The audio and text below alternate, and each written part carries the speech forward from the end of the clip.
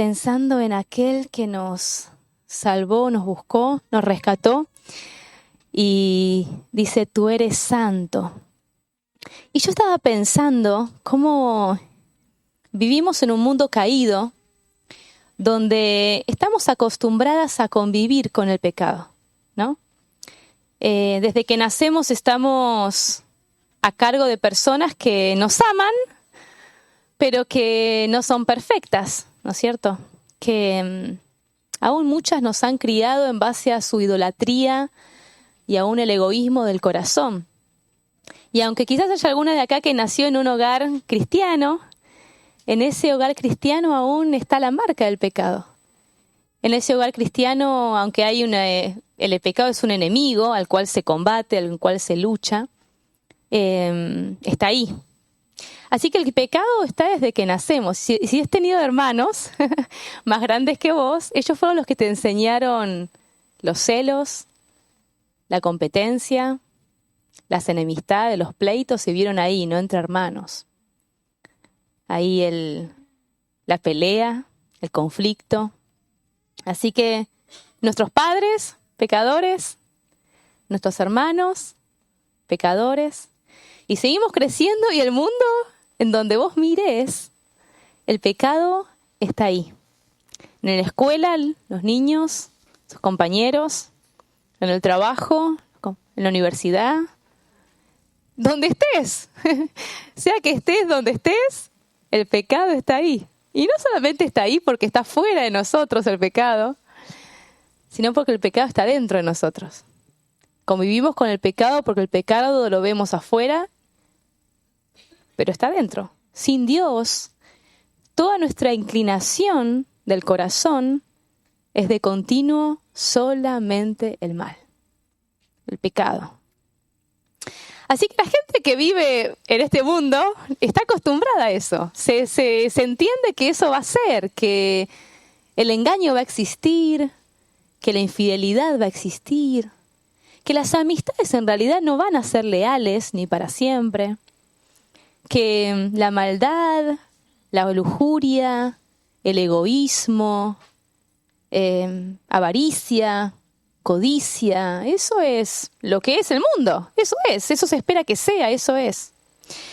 No solamente eso, sino que a veces hay falsificaciones de bondad o de algo bueno, ¿no? Que en realidad es solamente una apariencia, una fachada, gente que se cree muy buena, moralmente correcta, pero en realidad es solamente una capa. Adentro es solamente algo podrido, algo sucio, algo corrompido. En realidad es todo pecado, todo suciedad, todo oscuridad. Es más, se empuja a que eso sea así. Por ejemplo, se espera que uno se ame a sí mismo, ¿no es cierto? Que uno tenga amor propio, que uno busque su propia felicidad, no importa el costo de qué. Eso es lo que se dice, ¿no? Tenés que buscar tu felicidad, tenés que ser feliz, lo más importante, la felicidad de tú. No importa lo que si tenés que lastimar al otro, a tus hijos, a tu pareja, a tu esposo, vos tenés que ser feliz. Así que se aplaude, y también se aplaude si una persona, por ejemplo, yo estaba pensando, ¿no? Que una persona se aventaje del otro y se saque un provecho, un comerciante que sea, ¿no? Es como algo, hasta en el contexto del mundo, algo loable, ¿no? Una persona que se supo aprovechar del otro. Así que el pecado está ahí constantemente. Pero un día, los que hemos conocido a Cristo, nos hemos encontrado con el Santo, que es completamente diferente a todo lo que existe. Desde que naciste estás rodeado en pecado, el pecado está afuera, está dentro, pero un día te encontraste con el Santo, que es no un poco distinto, es completamente opuesto, diferente. Y Él se reveló a nosotros, nos mostró nuestra condición de pecado, nos mostró nuestra necesidad de Él, nos mostró nuestra miseria, nuestra incapacidad de ser como Él. Nos salvó, nos redimió, nos unió a Cristo y entonces le hemos conocido a Él el Santo. Dice Isaías que Él es el Santo, el alto y sublime, el que habita en la santidad. ¿Se recuerdan ese versículo? El alto y sublime, el perfecto, el que está completamente separado de nosotros. Cuando pensás en el alto, estás pensando, Él está allá y yo estoy acá, ¿no es cierto? Allá. Él es el alto y sublime, el que habita en la santidad. Él es completamente diferente a nosotros. Y Él se inclinó para revelarse a nosotras. Se humilló para que nosotros podamos conocerle. Para que nosotros, dice ahí el pasaje, seamos participantes de su santidad. Eso es algo maravilloso. Porque que este atributo de Dios pueda ser comunicable a nosotras, que somos completamente, por naturaleza, corrompidas, por este atributo santo, de pureza, de perfección que vamos a estudiar hoy, dice que podemos nosotras ser participantes de su santidad. Nosotras que éramos impías, completamente sucias e inherentemente perversas. No nos gusta definirnos así, ¿no? Pero eso era lo que éramos sin Cristo. Impías, completamente sucias, inherentemente perversas. Todos nuestros deseos, todo nuestro corazón, todos nuestros anhelos estaban constantemente inclinados a lo malo. No había nada bueno en nosotras. Hasta el día que nos encontramos con Cristo. Y Cristo, por la obra de gracia en nuestros corazones, hizo esa obra milagrosa, porque es un milagro. Que una persona así pueda ahora tener la capacidad de poder ser santa, es algo completamente asombroso, maravilloso, digno de adorar al Señor. Y lo que vamos a estar estudiando hoy justamente es un pasaje que muchas de ustedes han memorizado, que se encuentra en 1 de Pedro, capítulo 1, versículo 13 al 16. En realidad vamos a estudiar 14, versículos 14, 15 al 16, pero vamos a leer desde el 13. Y el apóstol Pedro está hablando en el primer capítulo de la gran salvación que tenemos. Ahí fíjate que el versículo 3 dice: bendito el Dios y Padre de nuestro Señor Jesucristo, que según su grande misericordia nos hizo renacer para una esperanza viva por la resurrección de Jesucristo de los muertos. Es una alabanza de Pedro por la gran salvación que tenemos. Va a describir la salvación presente, pero la herencia futura. Pedro está describiendo la herencia incorruptible, incontaminada, inmarcesible, que está reservada en los cielos para nosotros. Está hablando de la gloriosa salvación que tenemos, y en este contexto va a decir que los profetas inquirieron en la salvación. Los ángeles, asombrados, observan el plan de redención, mirando, observando, maravillados de la obra de salvación, de cómo Dios rescata impíos y los transforma en santos. Y en ese contexto Pedro va a decir a partir del versículo 13, en vista de esta salvación tan hermosa, cuáles son los mandatos para el creyente. Y va a dar 3 mandatos.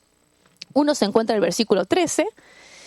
Dice, por tanto, una que lo diga de memoria, una que lo haya estudiado y que lo pueda decir de memoria, que diga este versículo. Flor.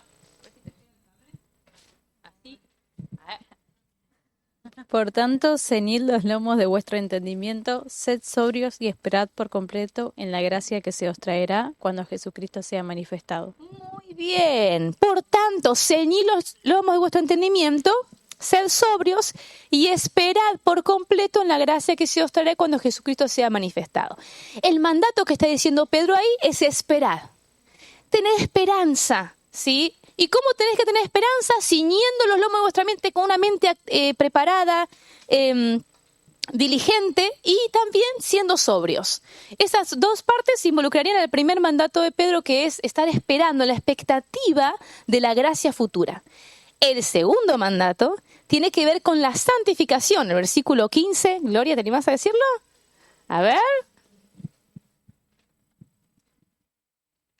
Como hijos obedientes, como hijos, estoy nerviosa, perdón. Como hijos obedientes, no os conforméis a los deseos que antes teníais estando en vuestra ignorancia, sino como aquel que es santo, sed vosotros santo en toda vuestra manera de vivir. Bien, eso involucraría después termina diciendo el 16, porque Cristo está, sed santos porque yo soy santo. Esos versículos estarían dando el segundo mandato, ¿sí? De la santificación del creyente, que es lo que vamos a estudiar hoy. Y el tercer mandato que va a dar Pedro está más abajo y habla del amor, de actuar en amor, el amarse unos a otros. Serían 3 mandatos que va a dar Pedro en vista a la gran salvación que tenemos. Nosotros hoy vamos a estudiar el segundo mandato, que es en cuanto a la santificación. Y como bien recitaba Gloria, el versículo dice: como hijos obedientes, no os conforméis a los deseos que antes tenías, estando en vuestra ignorancia. Qué buen versículo para memorizar y tener en nuestra mente. Porque yo, en vista a esto, de estar viendo a Dios como el Dios santo, yo pensé en 3 cosas que tenemos, que vamos a poder, que nos lleva, ¿no? Al conocer al Dios santo nos lleva a tres cosas. En primer lugar, a rebelarnos contra los deseos de mi carne. Cuando yo le conozco a Él como el más santo y contemplo quién es Él en santidad, me lleva a mí a rebelarme contra los deseos de mi carne, los deseos que yo tuve toda mi vida antes de conocer a Cristo. En segundo lugar, me lleva contemplar a Dios como el Dios santo a conformar mi vida a su santidad. Y en tercer lugar, ese observarle a Él como el más santo me lleva a desear cumplir el propósito por el cual fui salvada. Así que son estas 3 cosas que me mueven por contemplarle a Él como el Dios más santo. Entonces, conocer al más santo en primer lugar me lleva a rebelarme contra los deseos de mi carne.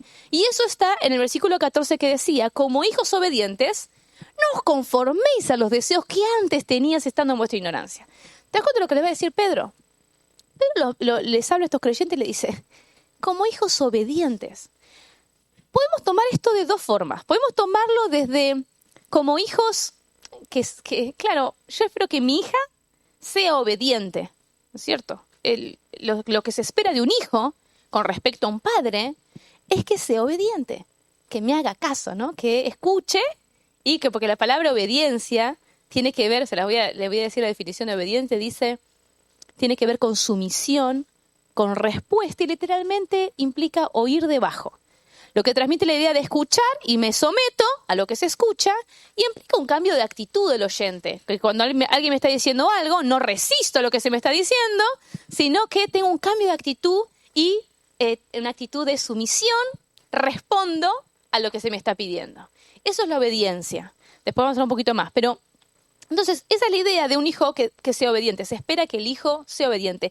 Después lo va a decir Pedro más adelante. Fijaron que dice el versículo 17, no lo vamos a estudiar hoy, pero fíjate el 17 dice: y si invocáis por Padre a aquel que sin acepción de personas juzga según la obra de cada uno, conducíos en temor todo el tiempo de vuestra peregrinación. Claro, si invocáis por Padre, si Él es tu Padre, se espera que vos le obedezcas porque vos sos hijo. Se puede tomar desde ese lado el hecho de hijos obedientes, aunque literalmente significa hijos de obediencia. Hijos de obediencia. Si vos recordás, Pablo en otras oportunidades, por ejemplo, en Colosenses 3:6 y en Efesios 5:6, Sole, ¿me buscas Efesios 5:6? Se habla de que nosotros éramos hijos de ira o hijos de desobediencia. Ese concepto, no éramos hijas de desobediencia. Pero ahora, a través de la obra de Cristo, en vez de ser hijos de desobediencia, ahora somos hijas de obediencia. ¿Qué implica? ¿Sale? ¿Lo tenés?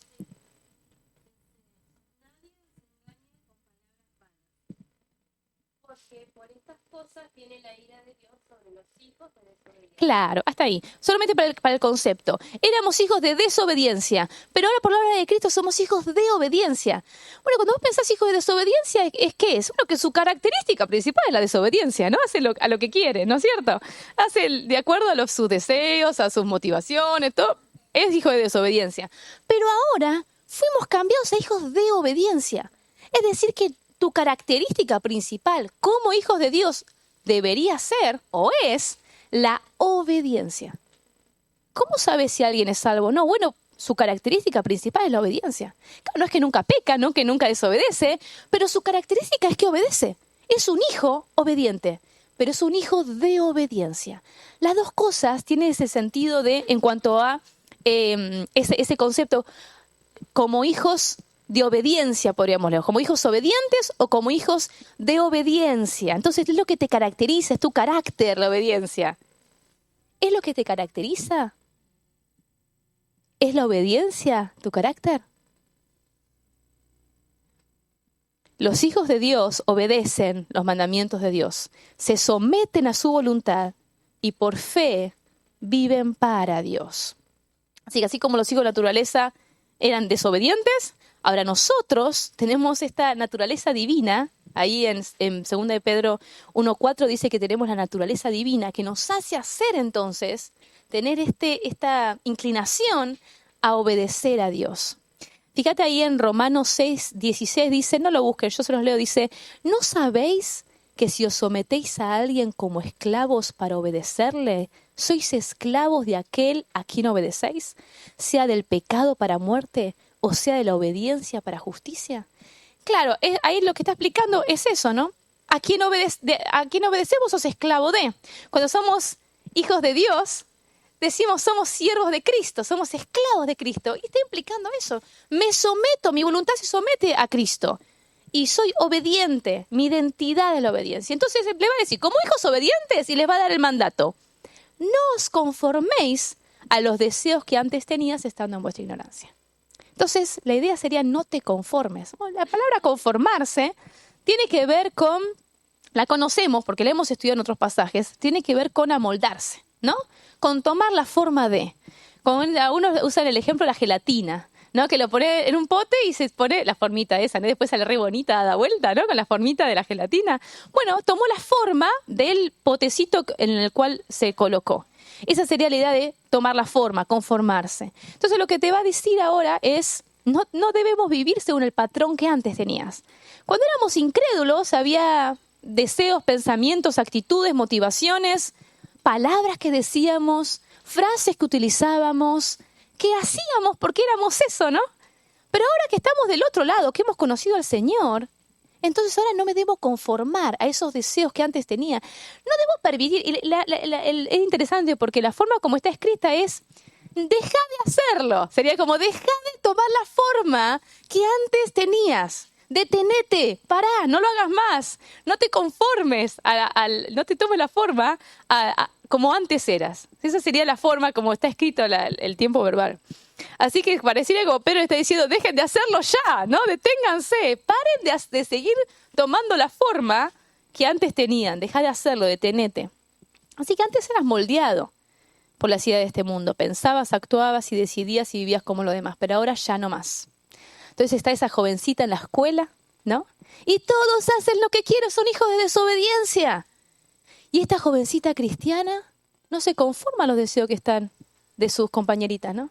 No habla igual, no están los chistes como los demás, no dice las mismas cosas, no se viste igual, no se peina igual, no se pinta el pelo igual, no se toma la forma como todos los demás, no se está conformando a lo que los demás hacen. El mismo concepto está en Romanos 12:2, seguramente que se te vino a la mente cuando leíste este texto, o cuando lo estuviste memorizando este mes. Dice, no os conforméis a este siglo, sino transformaos por medio de la renovación de vuestro entendimiento para que comprobéis cuál sea la buena voluntad de Dios agradable y perfecta. Entonces acá te va a dar la forma de cómo no conformarte. Dice, no te conformes, sino en contraste, transformaos. Y Gloria nos hablaba de esta transformación, que me encanta, porque esta transformación no es una transformación superficial, porque la palabra tiene que ver con metamorfosis, es decir, lo que pasa de ese gusanito a esa mariposa. Claro, no es algo, un pequeñito cambio, ¿no?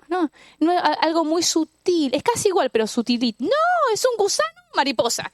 Oh, nada que ver, ¿no? Un cambio completo. En otros lugares se traduce como transfiguración. ¿Se acuerdan cuando Jesús se transfigura delante de sus discípulos? Es la misma palabra, transfiguración. Es decir que, fíjate lo que dice Pablo en Romanos. No te conformes a este siglo, no tome la misma forma, sino transfigúrate, transformate. ¿Por medio de qué? De la renovación de vuestro entendimiento. La clave para una vida de transformación es contemplarlo a Él. ¿Por qué? Porque nuestra mente se va renovando por medio de la palabra, por medio del conocimiento de quién es Él. Mi mente se transforma y entonces mi actuar se transforma. La mente renovada por la palabra de Dios. Cuando una persona se va moldando a este mundo, como un camaleón, viste que toma el colorcito y es... ¿Para qué? Para que no se note que es diferente, ¿no? Esa es la idea. A veces el cristiano hace eso. Igual. Qué tristeza. Qué desgracia. Qué tragedia. Que un cristiano se haga como un camaleón, ¿viste? Para que no se note que soy creyente.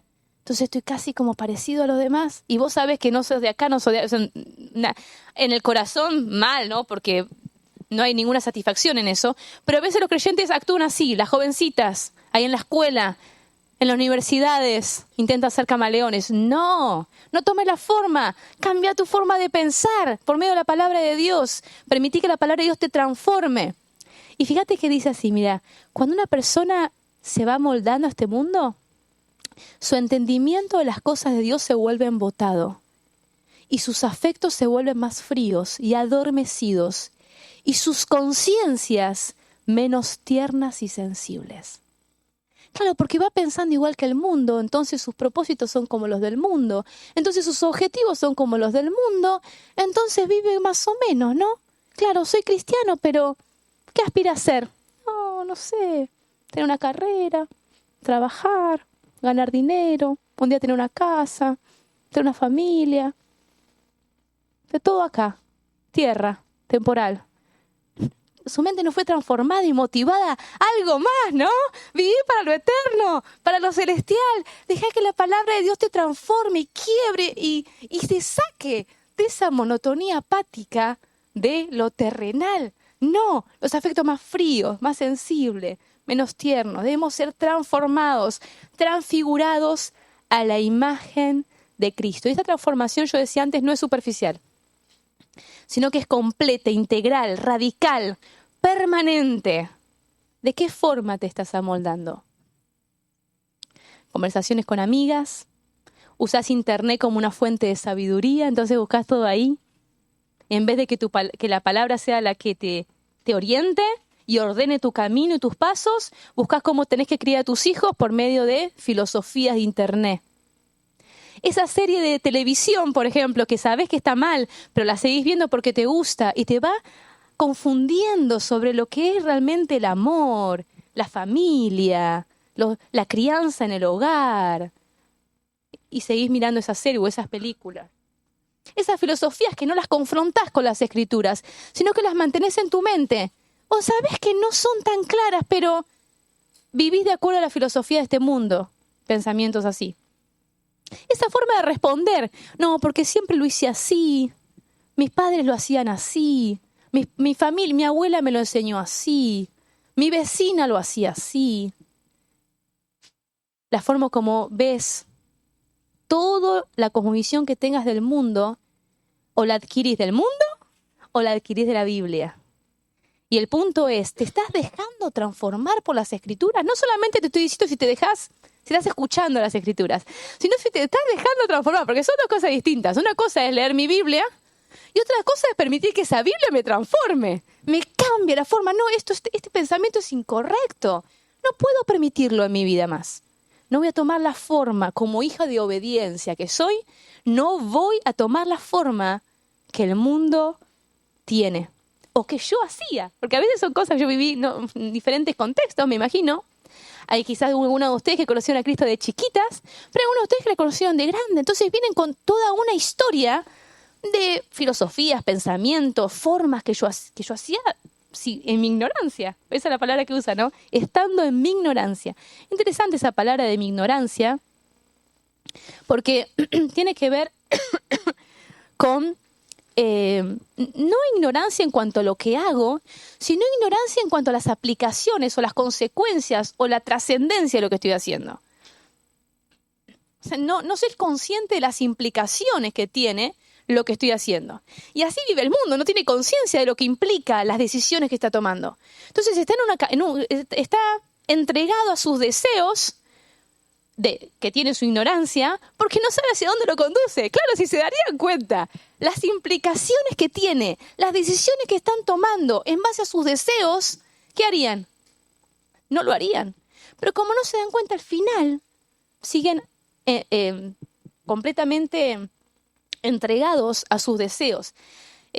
Ahí la palabra deseos tiene que ver con cualquier anhelo profundo.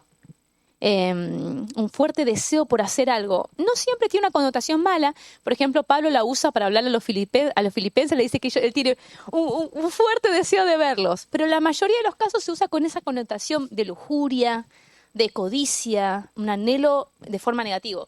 Y específicamente acá está hablando de algo negativo, porque habla de los deseos que antes teníamos entrando en nuestra ignorancia. Así que está hablando de algo negativo.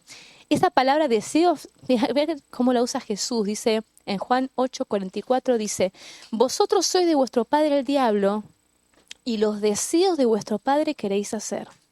Él ha sido homicida desde el principio y no ha permanecido en la verdad porque no hay verdad en él. Le está confrontando a los fariseos que lo querían matar y les dice: ustedes son de vuestro padre el diablo y los deseos de él quieren hacer. ¿Se dan cuenta cómo conecta de quién es hijo con los deseos que tienen? Bueno, en nuestro caso, siendo creyentes, eso también tiene que ver, ¿no? Si soy hija, ¿qué deseo voy a tener? Claro, no voy a andar por los deseos que tenía antes, estando en mi ignorancia, cuando no le conocía. Ahora mis deseos se deben alinear a los deseos de Dios para mí. Así que esos deseos, y bueno, decíamos antes que es la palabra de Dios la que va corrigiendo. Ahí en 2 de Pedro 3:16, toda la escritura es inspirada por Dios y útil para redarguir, fuerte, sin temor. Instruir, ¿qué más? Corregir.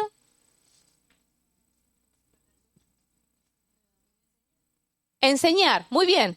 Enseñar, creo que es enseñar, se me mezclaron me lo dijeron todo en desorden y se me hizo una confusión.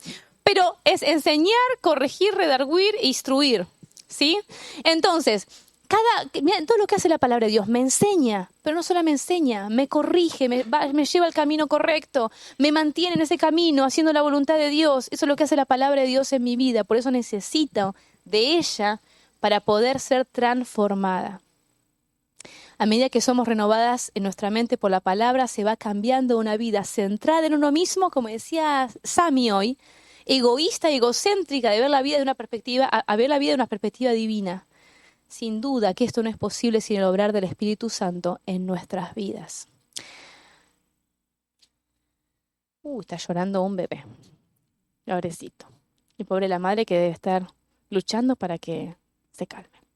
Entonces, el punto número 1 decíamos que el conocer al más santo me lleva a rebelarme contra los deseos de la carne.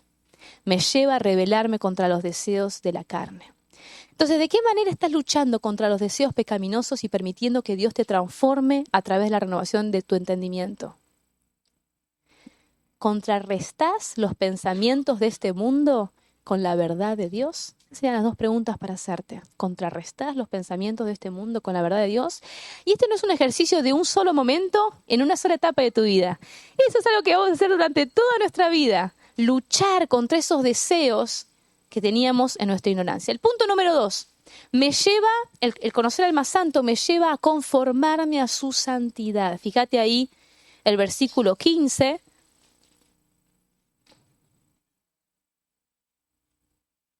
Espera que me fui.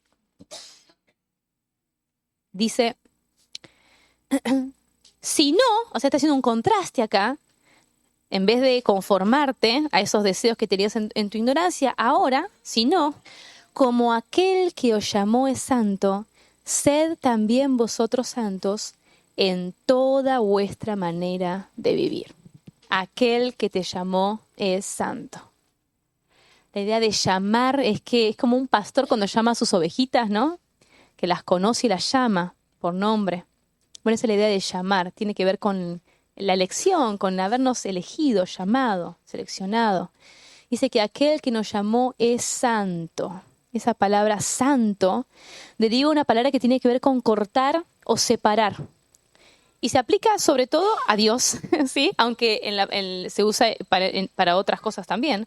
Cuando Dios determina que algo sea santo para Él. Entonces tiene que ver con separación. En primer lugar, lo que decíamos al comienzo tiene que ver con esa distinción, esta diferencia que hay entre Él y nosotras. Él está separado completamente, aún en la relacional con nosotras. Separado, distinto, diferente.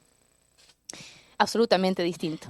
Y por otro lado, tiene que ver con esa separación del pecado. Así que tiene que ver, estas dos cosas incluye la santidad. Tiene que ver con separación y tiene que ver de relación, pero también separación en cuanto a el pecado, ¿sí? En cuanto a moralidad. Entonces, este nombre de Dios se usa unas 56 veces en las Escrituras. En la mayoría de los usos se usa en el Antiguo Testamento y muchas veces termina diciendo el Santo de Israel.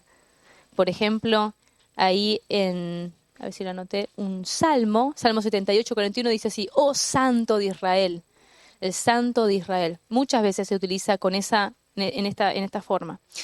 Y este es uno de los atributos que sale como el primero, primordial, podríamos decirlo, de los demás atributos de Dios, por la cantidad de veces que se habla de la santidad de Dios. En la forma de la palabra santo aparece casi 700 veces en la Biblia. Y en la forma verbal aparece unas 200 veces más. Así que el tema de santidad no es un tema menor, ni es un tema que a Dios no le dé importancia, porque sabemos que en la repetición está el aprendizaje, y en este punto está hablando de muchas veces, repetidas veces, sobre la santidad. Se usa para hablar de cosas, de lugares, cuando en el Antiguo Testamento el lugar santísimo, el lugar santo, recuerda el tabernáculo, u objetos que eran usados para un uso santo.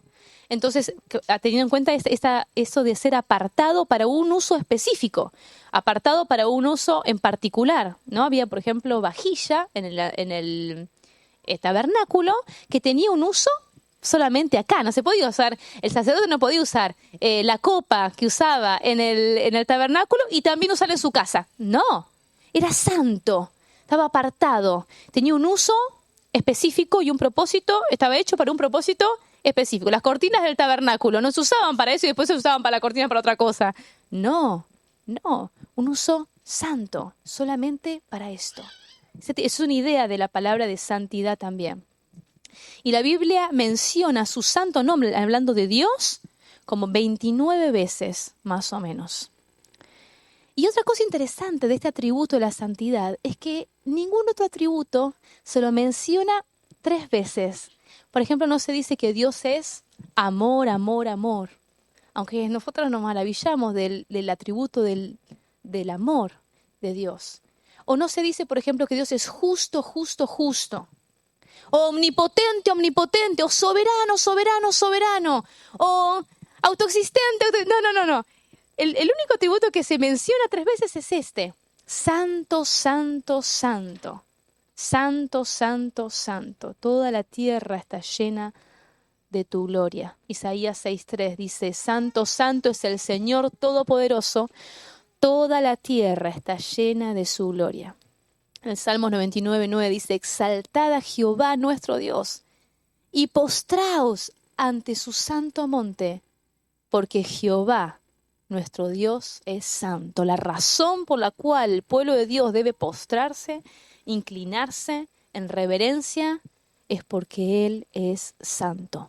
Santo, santo, santo. Así que la santidad de Dios significa que Él está separado del pecado y está dedicado a mantener en alto su honor.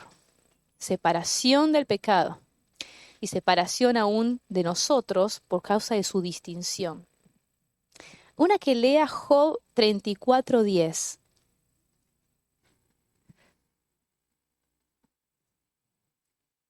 Rápido, que la primera que lo encuentre se levante y lo lee fuerte.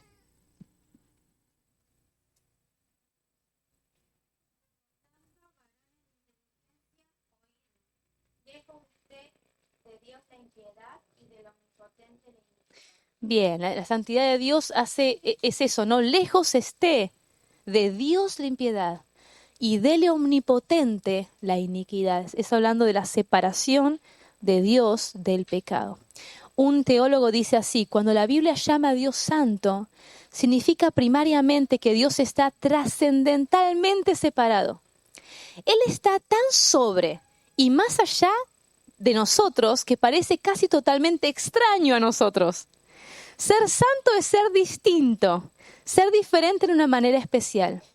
El mismo significado básico se usa cuando la palabra santo se aplica a cosas terrenales.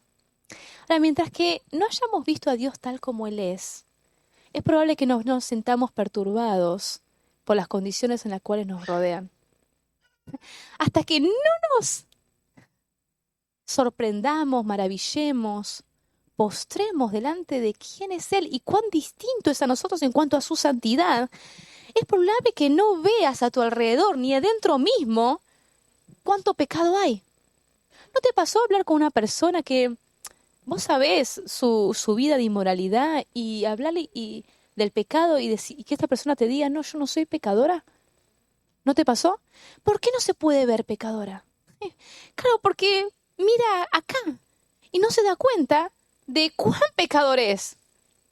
Y vos te das un poquito cuenta, pero imagínate cómo Dios lo ve. Cómo Dios ve por su perfección, limpieza absoluta, pureza completa, como Dios te ve. No podemos captar el verdadero significado de la santidad divina a base de pensar en alguien o algo muy puro y después llevar ese concepto al grado más alto del que somos capaces. La santidad de Dios no consiste solamente en lo mejor que conocemos, mejorado al infinito. Nosotros no conocemos nada semejante a la santidad divina. Esta permanece aparte, exclusiva, inabordable, incomprensible e inalcanzable. El hombre natural está ciego con respecto a ella. Solo el Espíritu Santo puede impartir al espíritu humano el conocimiento del Dios Santo. Claro, en nuestra humanidad es imposible darnos cuenta, por lo que decíamos al comienzo, estamos rodeados de pecado, afuera y adentro y donde veamos. Entonces nos parece natural ciertas cosas, ¿no? Pero desde el lado de la perspectiva divina, desde su altura y alguien tan sublime, puro, majestuoso, claro, mira acá al mundo, ¡ay! Y no solamente mira desde la altura. Yo me imagino a Cristo caminando en este mundo y viendo la miseria del pecado. El Señor entre nosotros. Por eso, ¿no? Y vimos su gloria, claro, tan distinto, tan diferente a cualquier humano que caminó sobre esta tierra. Vimos su gloria como el unigénito del Padre, lleno de gracia y de verdad, decían los discípulos.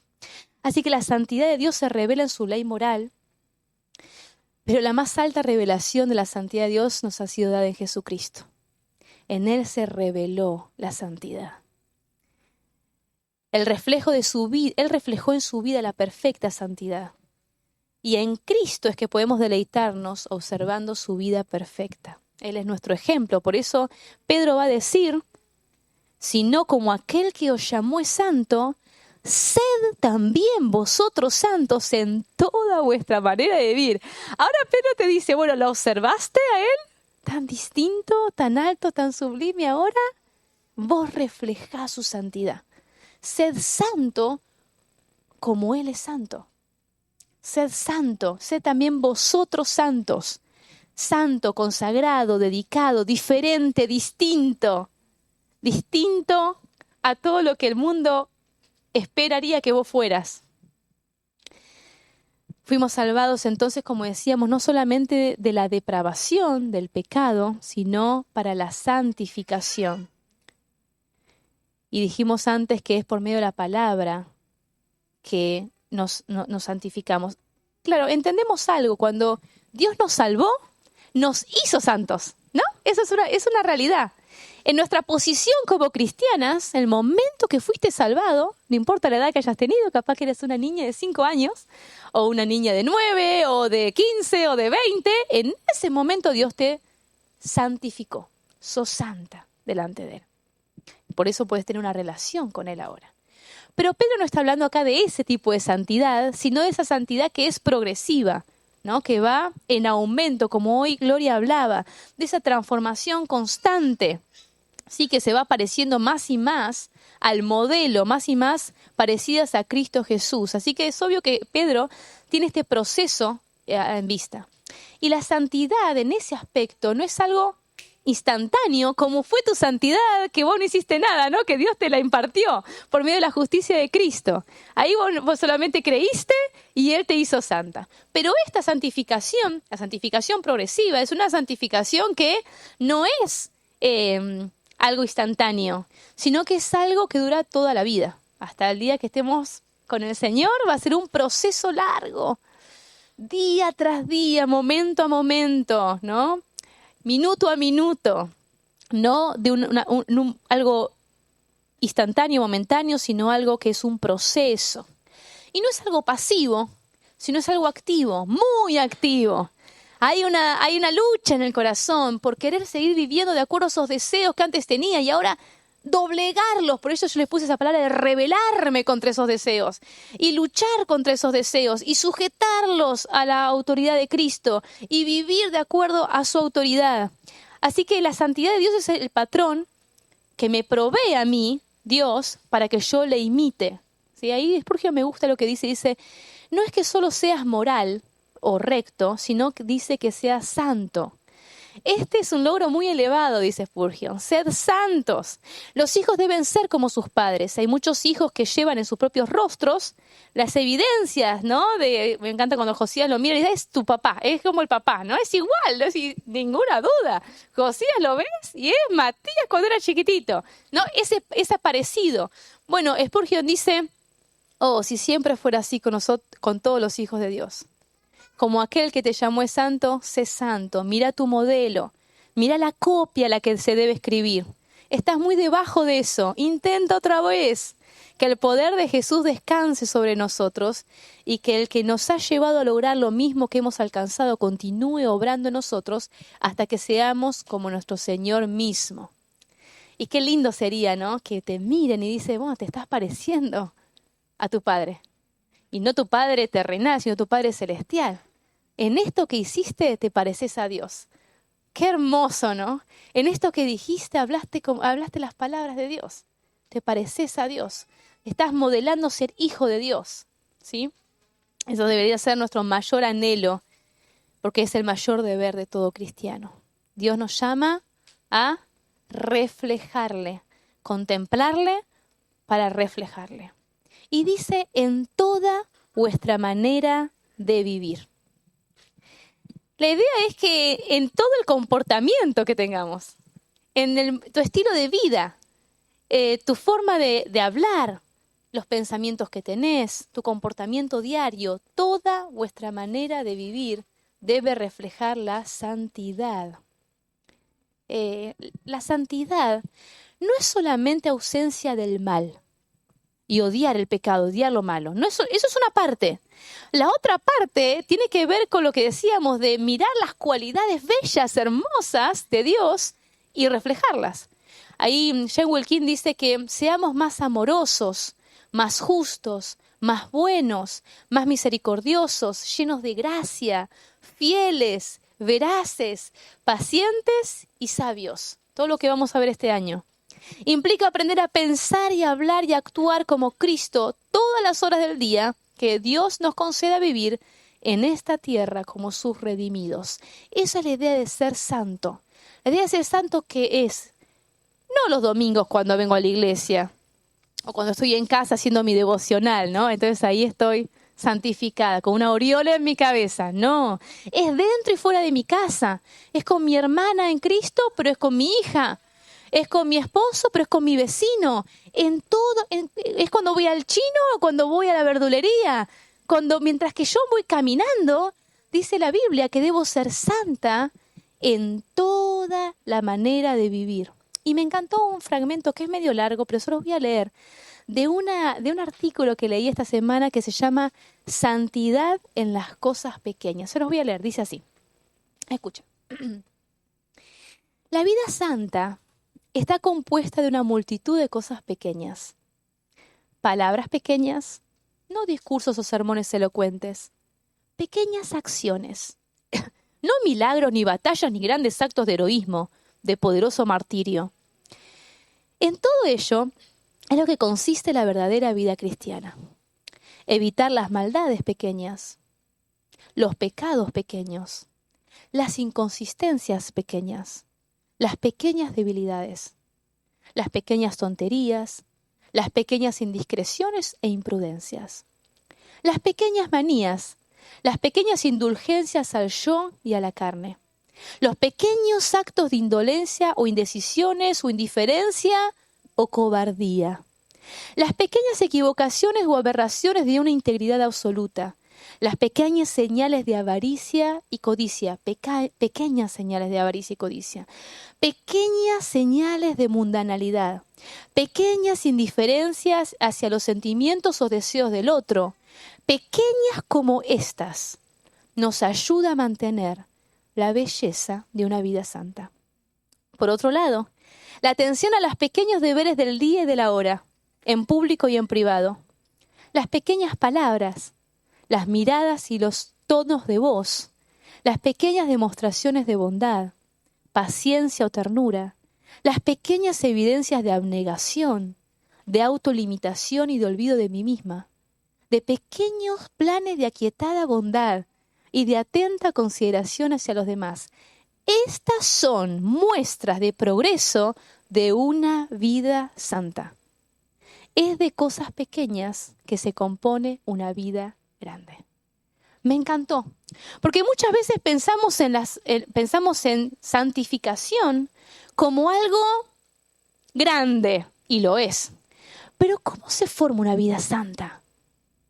En las pequeñas cosas. Ese día que esa mamá rehusó esto por ceder y dar, y se negó al egoísmo para entregar. Ese día que esa mujer rehusó un poco de tiempo de comodidad, hizo un pancito y se lo llevó a alguien que tenía necesidad, un pequeño acto de bondad. Es esa persona que se negó a sí misma y se entregó por otras en esto. Esa mujer que decidió hacer una pequeña llamada telefónica para bendecir a una hermana. Esa persona que decidió decir una palabra de bondad, fue pequeño. Decidió no decir más esto, y fue una decisión pequeña. Decidió no ver más esto, y fue una decisión pequeña. Decidió dejar este mal hábito, y fue una decisión pequeña. Pequeñas decisiones que después fueron desarrollando una vida santa. Pequeños pasitos para llevar una vida santa. ¿Cómo crecemos en santidad? Por un lado, combatiendo todo pecado, por más pequeño que parezca. Y por el otro, actuando como Cristo, aún en las cosas más pequeñas e insignificantes. La persona que crece en santidad no es indulgente con su pecado. No se permite el pecado aunque sea más pequeñito que parezca, porque sabe que el pecado va a crecer. Siempre el pecado crece.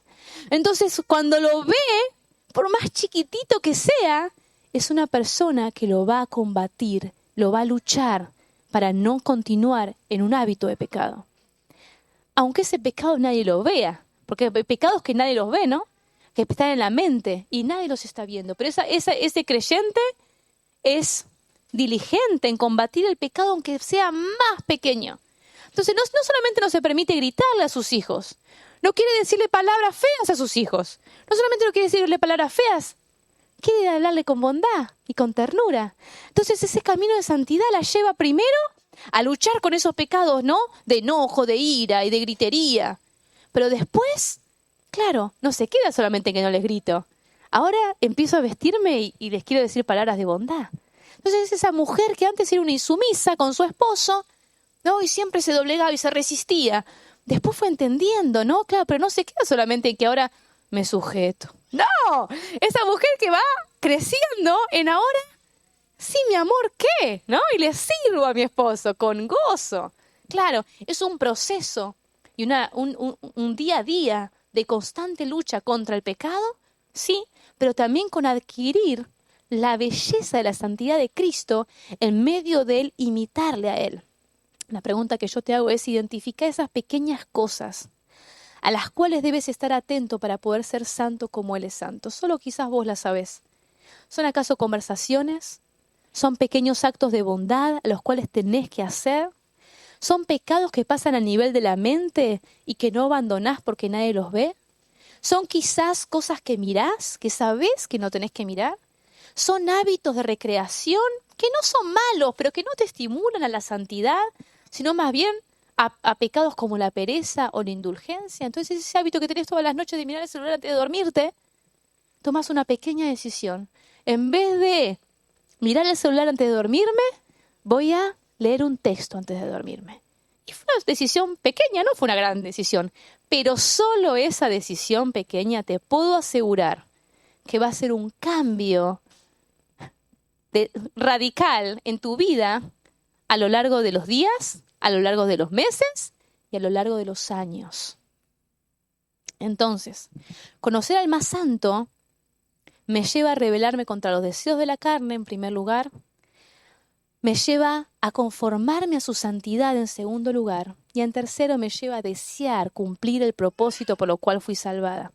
Fíjate cómo dice Pedro al final. En el versículo 16 dice, porque escrito está, sed santos, porque yo soy santo.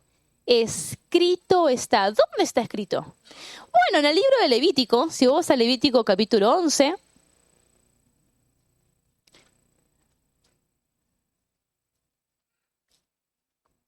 versículos 44 y 45, Moisés les dice así, bueno, Dios a través de Moisés les dice así al pueblo de Israel. Levítico 11, 44 al 45, dice, porque yo soy Jehová vuestro Dios, porque yo soy Jehová vuestro Dios, vosotros por tanto os santificaréis, y seréis santos porque yo soy santo. Así que no contaminaréis vuestras personas con ningún animal que se arrastre sobre la tierra, porque yo soy Jehová, que os hago subir de la tierra de Egipto para ser vuestro Dios. Seréis pues santos, porque yo soy santo. Entonces Pedro va a tomar este pasaje y va a decir, escrito está, sed santos, porque yo soy santo. El pueblo de Israel había sido escogido por Dios para que ellos mostraran esta cualidad de separación. Ellos debían ser distintos que todos los pueblos que estaban alrededor. Entonces Dios les dio leyes distintas, les dio un lugar específico de adoración, único, distinto.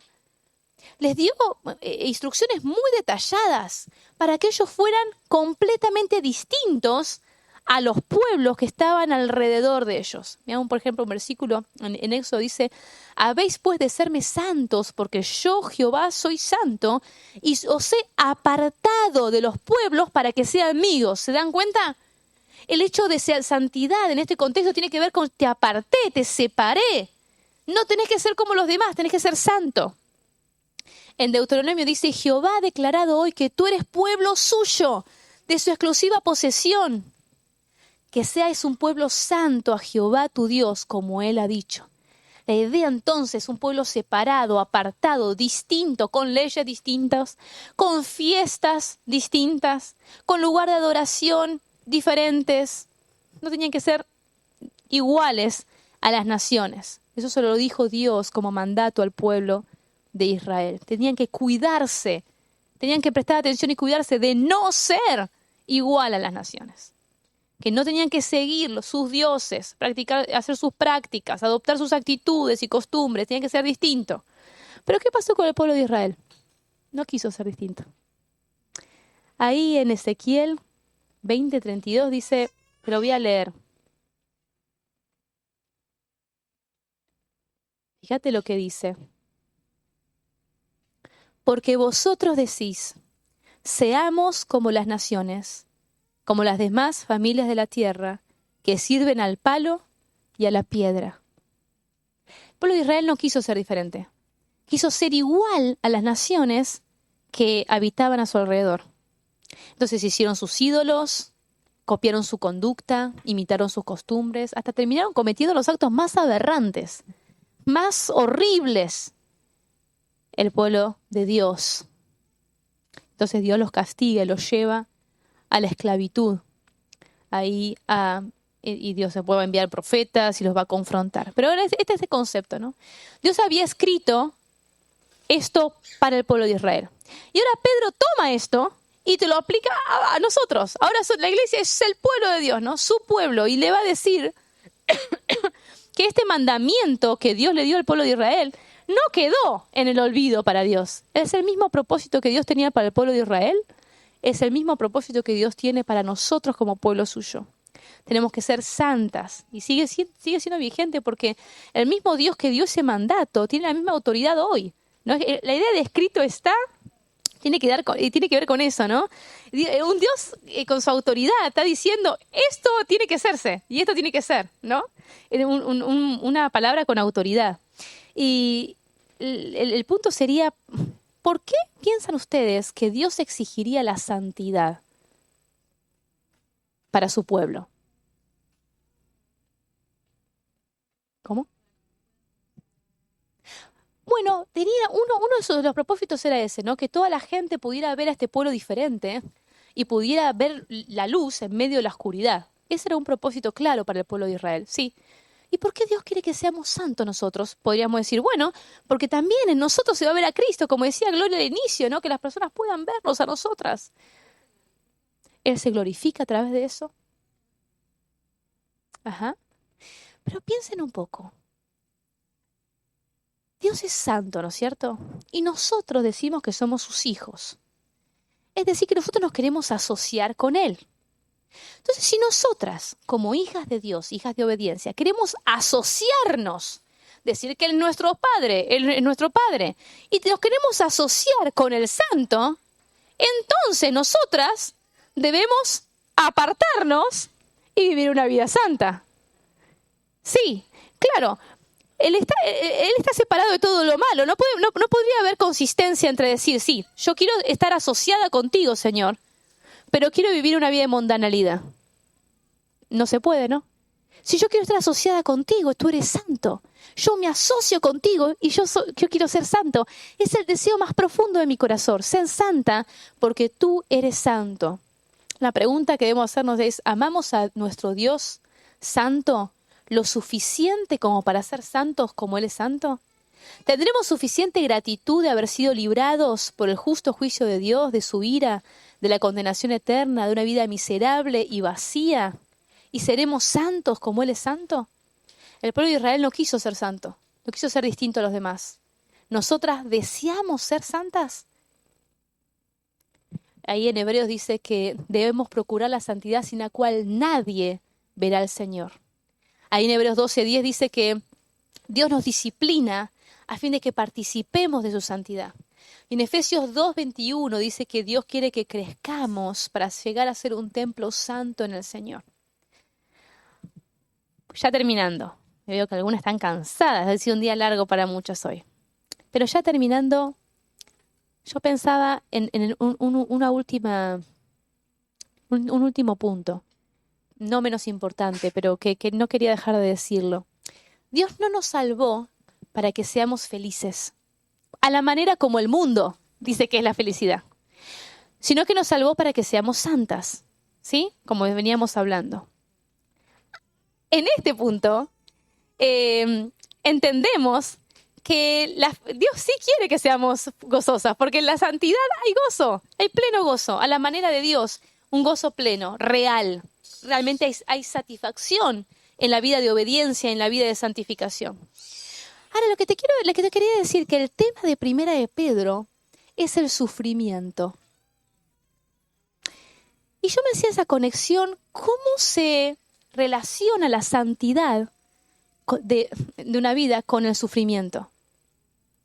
Tiene conexión, ¿no? Porque el sufrimiento es a través del sufrimiento donde Dios va quitando el pecado y nos va puliendo para llegar a una vida cada vez más santa, más limpia, más pura. Ahora, muchas veces nosotras, cuando viene el sufrimiento en nuestra vida, nos desanimamos. Atravesamos la prueba casi con queja. ¿Saben por qué? Porque en lugar de que nuestro mayor anhelo sea la santidad, Muchas veces nuestro mayor anhelo es la felicidad. Entonces el sufrimiento choca con esto, ¿no? Claro, no es mi mayor deseo para mí ser santa. Mi mayor deseo es vivir una vida cómoda y tranquila, ¿no? Entonces cuando viene el sufrimiento a través de la prueba, a través de personas, a través de circunstancias, eso se transforma en lo peor que me podría pasar. Cuando Dios está usando esa circunstancia para llevarme a mí a ser como Cristo. Si yo realmente deseo con todo mi corazón ser santa, ¿sabes lo que va a pasar? En el tiempo de la prueba voy a afirmar esta verdad en mi mente. Y yo voy a abrazar aún el sufrimiento pensando en esto. Este sufrimiento me está llevando a ser más santa. Entonces, como lo que yo más deseo en el mundo es ser como Él, no importa lo que tenga que vivir o los valles oscuros que tenga que atravesar, porque lo único que yo más deseo es ser santa. La pregunta que te hago es, ¿realmente lo único que vos más deseás es ser santa como Él es santo? ¿Ese es tu mayor anhelo? ¿Puedes decir con toda tu alma que lo que más anhelás es ser santa porque ese es el propósito para el cual Dios te salvó? Bueno, eso es lo que deberíamos estar pensando. Si yo realmente la santidad la he observado en Dios como lo más hermoso y más bello, y miro mi vida y veo todo lo que es pecado y no lo quiero, y lo que yo más anhelo es la santidad, bueno, atravesar esta vida sabiendo que Dios aún va a utilizar diferentes circunstancias, pero va a utilizar la prueba en el creyente para que sometida a prueba vuestra fe, esa fe salga pulida y haya paciencia, como dice Pedro también, y haya santificación, porque Dios usa las pruebas para santificarnos. Así que la santidad para los creyentes es amar lo que Dios ama y odiar lo que Dios odia. Tiene que ver no solo con la acción, sino con los pensamientos y la motivación. Y nuestro modelo y estándares para la santidad no son otros creyentes, sino que es Dios mismo. Debemos imitarle no solo en lo que Él no hace, sino en todo lo que Él es, y procurar reflejarle en toda nuestra manera de vivir. Recordá, las pequeñas cosas, las pequeñas decisiones, no solo para decir no, sino para abrazar y decir sí. Unas preguntas, te dejé ahí 7 preguntas de reflexión para que puedas hacerlas, te las voy a leer. La número 1 dice así: ¿de qué manera el meditar en la majestuosa santidad de Dios te lleva a ver tu propia necesidad de ser transformada a su imagen? ¿De qué forma has visto la voluntad de Dios para tu vida principalmente como algo que debes hacer y no como lo que debes ser? Piensa en las circunstancias que te rodean o alguna situación difícil que enfrentas. ¿Orás para que esa situación cambie o para ser santificada por medio de ella? ¿Anhelás ser santa por cualquier otro deseo? ¿Orás por tu santificación? Número 3. ¿De qué manera práctica estás renovando tu mente para no conformarte a los deseos que antes tenías? 4. Describe un tiempo en tu vida en que hayas experimentado una profunda convicción de pecado. ¿Qué te llevó a esa convicción? ¿Y cuál fue el resultado? 5. Piensa en la persona más santa que conozcas o hayas conocido. ¿Y cuál es o era su motivación para comportarse correctamente? 6. Haz una lista de esas pequeñas cosas que debes dejar o debes adquirir para progresar en una vida santa. Y 7. Escribe una oración a Dios pidiendo que muestre tu pecado a la luz de su santidad. Pídele que te ayude a odiar todo lo que no sea santo para que puedas reflejar mejor su verdadera naturaleza. Dale gracias porque has sido santificado posicionalmente en Cristo y porque estás siendo santificada en la práctica por el poder del Espíritu Santo. Oramos, Padre, te damos tantas gracias, Señor, por tu palabra. Señor, porque la tenemos en nuestras manos y es el medio que tenemos para conocerte a ti. Señor, cuán distinto eres a nosotras. Tan alto, tan sublime, tan perfecto, tan puro en todo el ser. Señor, cuando te miramos a ti, miramos nuestro propio corazón y vemos tanta miseria, tanta necesidad de tu gracia en nuestras vidas. Señor, por tu misericordia, obra en nuestros corazones. Llévanos, Señor, a desearte a ti más que cualquier otra cosa y a desear, Señor, ser como tú más que cualquier otra cosa. Padre, transforma nuestros corazones. Como ese gusano que se transforma en mariposa, haz esa obra en nuestras vidas Cámbianos, Señor, que podamos salir con decisiones claras, con esas pequeñas decisiones que tenemos que tomar para que nuestra vida se parezca más a ti. Señor, obra en nuestras vidas, obra en la vida de mis hermanas, a las jovencitas que se enfrentan a los contextos, Señor, de un mundo que las empuja y las quiere seducir a una vida tan trágica, a un camino tan destructivo, donde no hay nada bueno y donde no hay un verdadero gozo y felicidad. Señor, ayúdanos a ver la vida de la perspectiva divina. Ayúdanos a levantar nuestros ojos y que nuestros ojos no queden en las cosas terrenales, sino en las cosas celestiales. Y que todo lo que nosotros leemos de las Escrituras, lo que estudiamos, lo que memorizamos este año, nos lleve a ser como tú. Señor, que podamos dar esos pequeños pasos de obediencia y que podamos, Señor, honrarte y glorificarte para, Señor, que el mundo vea, el mundo pueda ver en nosotras a Cristo y puedan ser atraídas hacia ti por medio de vidas piadosas, vidas amorosas, vidas llenas de gracia, llenas de misericordia, llenas de justicia, llenas de sabiduría. Señor, hazlo en nuestras vidas. Lo pedimos en el nombre de Jesús. Amén.